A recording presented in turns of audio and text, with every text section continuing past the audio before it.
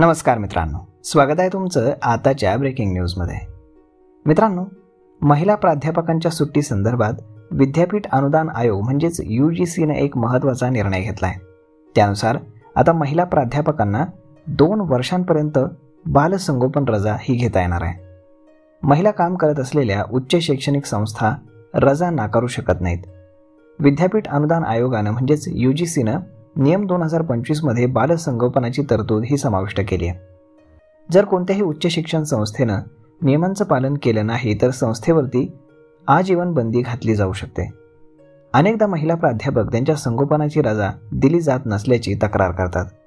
या समस्या लक्षात घेऊन UGCनं नवीन नियमांचा समावेश केलेला आहे।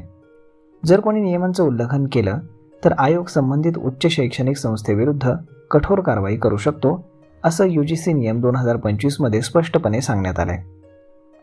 यामध्ये कोणत्याही पदवी कार्यक्रमामध्ये प्रवेशावरती बंदी, दंड, संबंधित अभ्यासक्रमाची मान्यता रद्द करणं, संबंधित संस्थेवरती बंदी घालणं इत्यादी समाविष्ट आहे। UGCनं राजस्थानमधील 3 विद्यापीठांना पुढील 5 वर्षांसाठी PhD अभ्यासक्रम सुरू करण्यासाठी बंदी घातलेली आहे।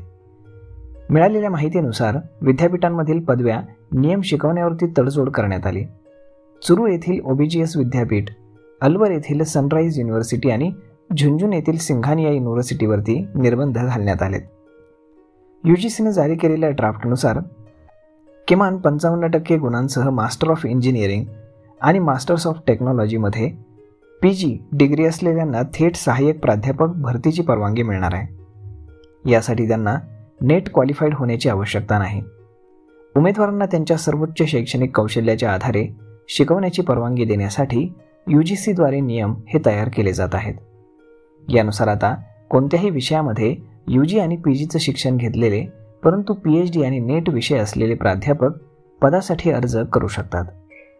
उदाहरणार्थ, रसायनशास्त्रामध्ये PhD असलेला उमेदवार, गणितामध्ये बॅचलर पदवी आणि भौतिकशास्त्रातील पदव्युत्तर पदवी असलेला उमेदवार हा रसायनशास्त्र शिकवण्यासाठी पात्र राहील।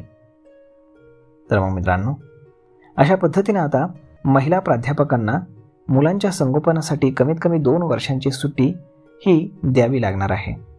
यावरती आपलं मत काय हे तुम्ही आम्हाला कमेंट करून नक्कीच सांगा। आणि जर हा व्हिडिओ तुम्हाला आवडला असेल तर आपल्या जवळच्या मित्रमंडळींसोबत देखील हा व्हिडिओ तुम्ही शेअर करायला विसरू नका। धन्यवाद।